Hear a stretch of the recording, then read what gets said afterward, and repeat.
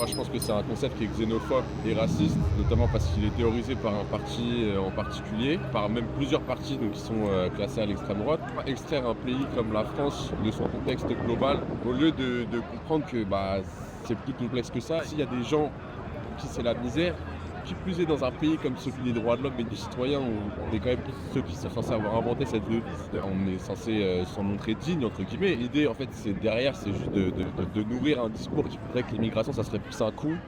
Alors que chaque année, on le voit, il y a les études, toutes les mêmes qui sortent chaque année, qui démontrent qu'il y a un coût qui est nul, c'est zéro entre les retombées économiques de l'immigration. Et encore, ça prend même pas en compte toute l'économie noire, c'est-à-dire tout ce qui est marché au black, etc. Donc c'est juste servir une soupe démago et populiste comme on le savait déjà, hein, bien sûr. Priorité nationale, ouais, après, oui et non. Allez, je suis mitigé.